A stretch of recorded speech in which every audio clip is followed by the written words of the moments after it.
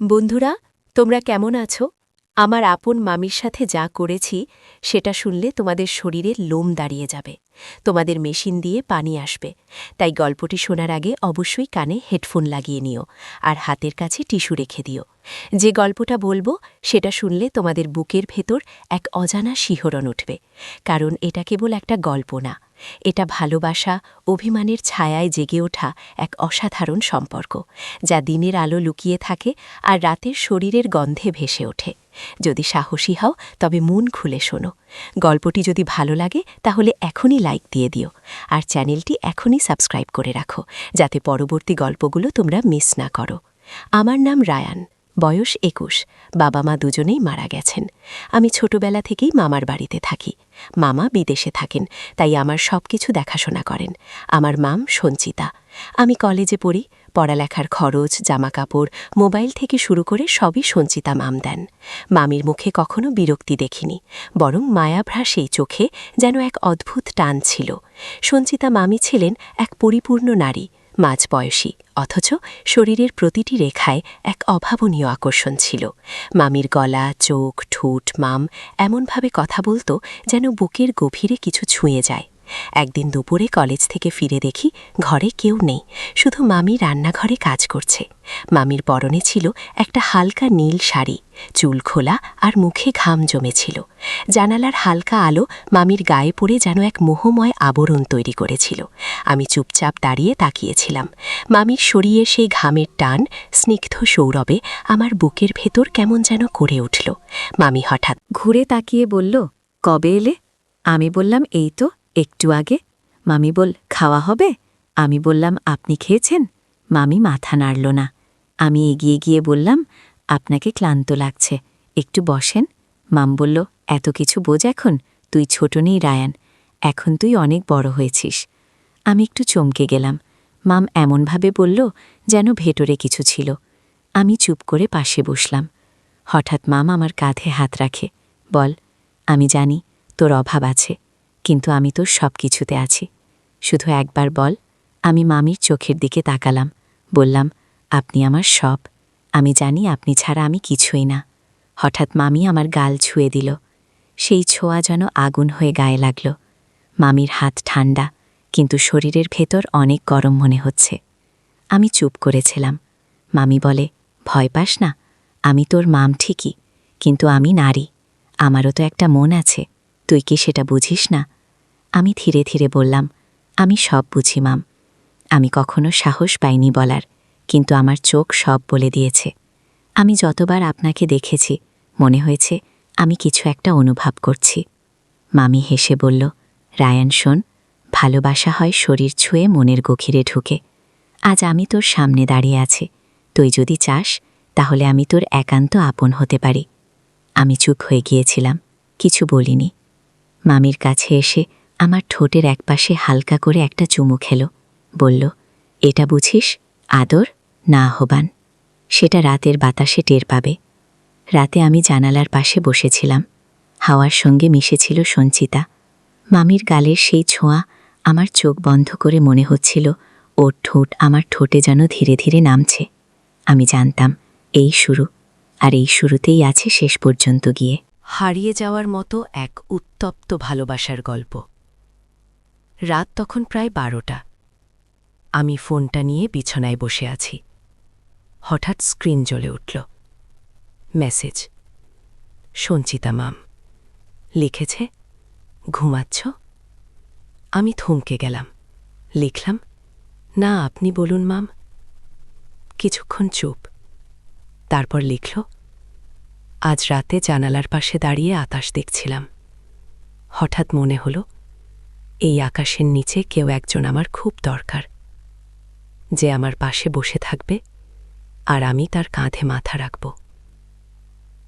আমি লিখলাম, আমি তো আছি মাম, আমি তো পাশে থাকি। ও লিখল, পাশে থাকা আর একান্ত থাকা এক নয় রায়ান। আমি বললাম, আপনি কি বলতে চাইছেন মাম?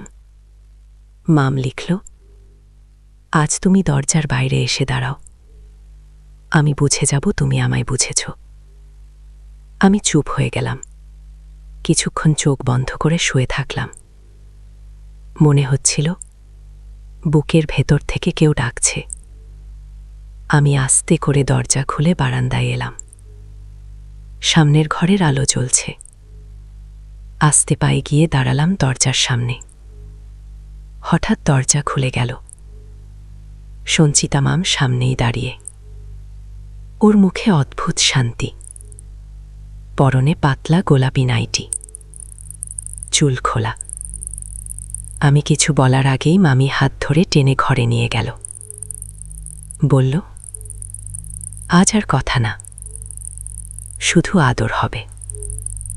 আমি বললাম, আপনি এতদিন কি লুকিয়েছিলেন? মাম বলল, নিজের তৃষ্ণা নিজেরই ভিতরে রেখেছিলাম। আজ তোমার চোখে সেটা খুঁজে পেলাম। মামি আমার গালে হাত রাখল। আমি চোখ বন্ধ করলাম। হঠাৎ ঠোঁটে একটানা উষ্ণ স্পর্শে আমার ঠোঁট কেঁপে উঠল। আমি জড়িয়ে ধরলাম মামিকে। তার শরীরটা একেবারে নরম উষ্ণ। আমি বললাম, আপনি যদি থামাতে চান তাহলে এখনই থামান। মাম বলল, না রায়ান, আজ আমি তোমার হতে চাই পুরোপুরি। সঞ্চিতা মাম আমাকে বিছানায় বসিয়ে।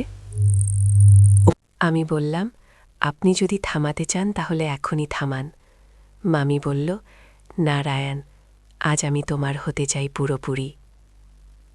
সঞ্চিতা মাম আমাকে বিছানায় বসিয়ে ওর পাশে এলো। ওর চোখ দুটো ছিল জলের মতো স্বচ্ছ। আমি হাত ধরলাম। ও চুপচাপ ছিল।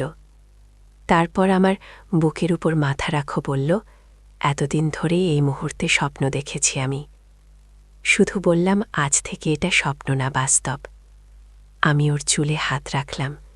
ধীরে ধীরে ওর কাঁধে ঠোঁট ছুঁয়ে দিলাম। সেখান থেকে গলায়, তারপর গালের কাছে এসে মুখ থামল না। ঠোঁট ঠোঁটের সঙ্গে মিশে গেল। দীর্ঘ চুমু চলল অনেকক্ষণ। যেন নিঃশ্বাস বন্ধ হয়ে এলো। ওর ঠোঁটে ছিল লিপ বামের হালকা স্বাদ, গায়ে এক অদ্ভুত উষ্ণতা। আমি ওকে কাছে টেনে নিলাম। ওর বুক আমার গায়ে ধাক্কা খাচ্ছিল, নিঃশ্বাস কাঁপছিল। আমি বললাম, আপনি যদি চান থামতে পারি। ও বলল, আমি থামাতে চাই না। আমি ওর পিঠে হাত রাখলাম। শাড়ির উপর দিয়ে নরম ত্বকের নিচে কেমন যেন আগুন ছিল। ওর চোখ বুজেছিল। আমি ফিসফিস করে বললাম, আপনি সুন্দর। মামি হেসে বলল, আজ শুধু নাম ধরে ডাকো, সঞ্চিতা বল। আমি বললাম, সঞ্চিতা, তুমি আজ আমার। আমরা চুপচাপ বিছানায় শুয়ে রইলাম। ও আমার বুকের উপর হাত রেখেছিল। আমি ওর পেটে হাত রাখলাম। ওর শরীরটা ধীরে ধীরে কাঁপছিল। ও বলল, তুমি জানো না কতদিন ধরে আমি এই ছোঁয়ার অপেক্ষায় ছিলাম। আমি বললাম, আমিও। সেই রাতে কোনো কথা ছিল না, শুধু শরীরের নীরবতা আর হৃদয়ের শব্দ। রাতের সেই চুপচাপ বিছানা সকালে ভাঙো সঞ্চিতা মামির দীর্ঘ নিঃশ্বাসে। আমি চোখ খুলে দেখি জানালার পাশে দাঁড়িয়ে ও তাকিয়ে আছে বাইরে। ওর গায়ে এখনও সেই রাতের আলো লেগে আছে। আমি আস্তে করে বললাম, ঘুম আসেনি? ও বলল, ঘুম আসলেও মন তো শান্ত ছিল না রায়ান। আমি পাশে গিয়ে দাঁড়ালাম। বললাম, কি হয়েছে, তুমি কাঁদছ? ও বলল, হ্যাঁ, আমি কাঁদছি কারণ আমি তোর মাম। আমি তোর মা হতে পারতাম, অথচ আমি এখন এক নারী যার শরীরটা তুই ছুঁয়েছিস। আমি চুপ করে দাঁড়িয়ে রইলাম, কিছু বলিনি, শুধু ওর কাঁধে হাত রাখলাম। ও বলল, ভয় পাচ্ছি রায়ান। আমি বললাম, ভয় কিসের? ও বলল, সমাজের লোকদের। তোর মামার কথা চিন্তা করেছিস? একবার যদি কিছু জানে, আমাকে হত্যা করে ফেলবে। তোর কিছু হবে না, কিন্তু আমি শেষ হয়ে যাব। আমি বললাম, কিন্তু আমরা তো জোর করে কিছু করিনি, আমরা কারো ক্ষতি করিনি। ও বলল, সমাজ তা বোঝে না রায়ান। ভালোবাসা বুঝলেও রক্তের সম্পর্ক ভাঙা মানতে পারে না। আমি বললাম, তুমি চাও আমি দূরে যাই? ও চুপ করে রইল। তারপর বলল, পারবি? তুই পারবি দূরে যেতে? আমি ওর চোখে তাকিয়ে বললাম, না, পারব না। কারণ তুমি শুধু আমার মামি না, তুমি আমার হৃদয়ের স্পর্শ, তুমি আমার অনুভবের ভিতরে ঢুকে গেছ। সঞ্চিতা বলল, তাহলে একটা প্রতিজ্ঞা কর, আজ থেকে যা করবি শুধু আমাদের ভেতরে থাকবে। দিনের বেলায় আমি তোর মামি, তুই আমার ভাগ্নে, কিন্তু রাতের অন্ধকারে আমি হব তোর সঞ্চিতা, তুই হবি আমার রায়ান। তুই যেভাবে চাইবি আমাকে পাবি। আমি কারো স্ত্রী নই তখন, আমি হব তোর সম্পূর্ণ। আমি ওর সামনে হাঁটু কেটে বসে ওর হাত ধরলাম, বললাম, প্রতিজ্ঞা করছি, আমি তোমাকে কাঁদতে দেব না কখনো। আমি তোমার শরীর আর মনকে আলাদা করব না। তুমি যেদিন বলবে থাম, আমি থেমে যাব। তুমি যেদিন বলবে নাও, আমি তোমাকে নিয়ে উঠে যাব। ও আমার গাল ছুঁয়ে বলল, রায়ান, আজ রাতে আসবি তো? আমি বললাম, হ্যাঁ, আজ আর কোনো ভয় থাকবে না, শুধু ভালোবাসা। তুমি আমাকে ডাকলেই আমি আসব, কারণ এই শরীরের স্পর্শে এখন আমার জীবনের তৃষ্ণা মিশে গেছে। সেই রাতে বিছানায় শুয়ে ঘুম আসেনি আমার। কানে বার ঘুরে ফিরে আসছিল সঞ্চিতার কণ্ঠ, রায়ান, আজ আমি তোকে ভালোবেসে ফেলেছি। ভালোবাসা এখন পাপ হোক আর পুণ্য, আমার কিছু যায় আসে না।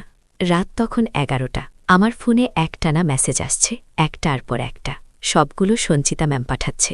প্রথমটায় লেখা ছিল, ঘুমাচ্ছিস? দ্বিতীয়টায় লিখেছে, দরজা খোলা রাখব। তৃতীয়টা শুধু একটা লাইন, তোমার চুমু দরকার, আজ খুব বেশি দরকার। আমি ফোন রেখে উঠে দাঁড়ালাম, আস্তে করে ঘর থেকে বেরিয়ে গেলাম। পেছনের দরজাটা খুলে দেখে সারা বাড়ি নিস্তব্ধ, শুধু ওর ঘর থেকে হালকা আলো বেরোচ্ছে। আমি ধীরে ধীরে দরজার কাছে গেলাম। ভিতরে ঢুকেই দেখি বিছানায় বসে আছে সঞ্চিতা, পরনে পাতলা কালো নাইটি, চুল খোলা, চোখে এক রাশ আনা। আমাকে দেখেই ও উঠে এসে বলল, আজ আমাকে আর জিজ্ঞেস করবি না, আমি প্রস্তুত। আমি তোকে চাই, যেমন তুই চাস। আমি কিছু না বলে ওকে জড়িয়ে ধরলাম, ঠোঁটে ঠোঁট রেখে গভীর চুমু খেলাম।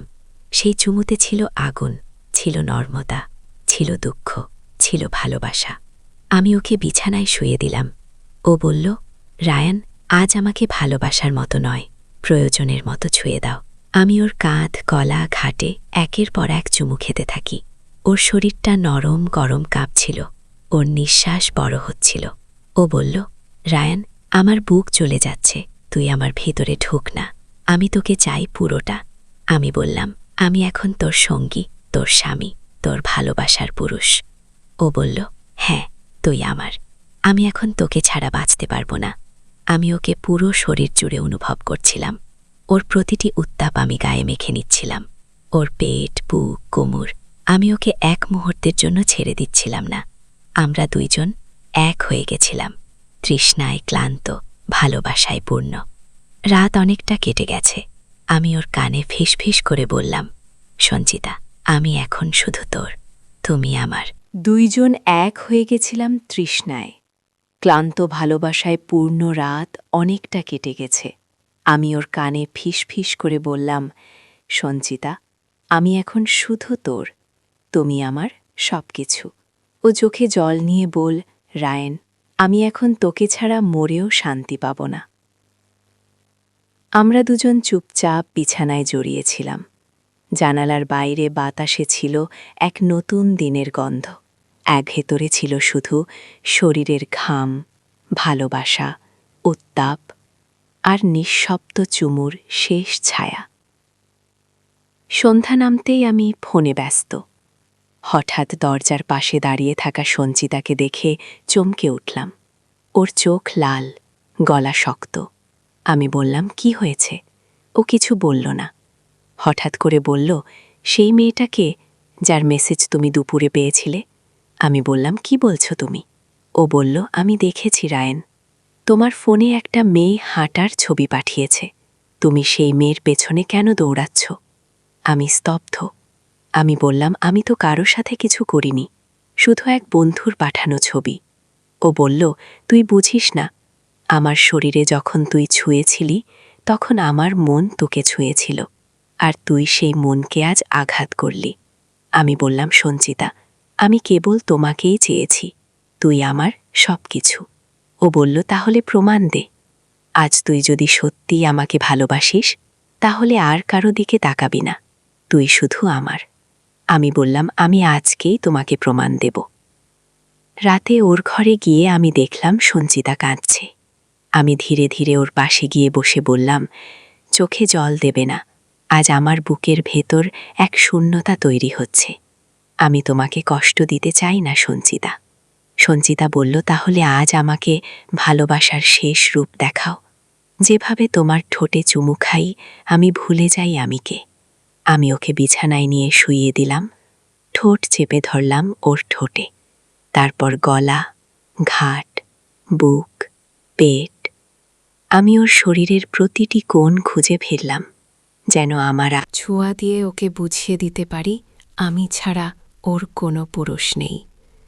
সঞ্চিতা চোখ বন্ধ করে আমার শরীর জড়িয়ে বলল, তুই আমার, তুই আমার, তুই আমার। পরদিন সকালেই একটা চিঠি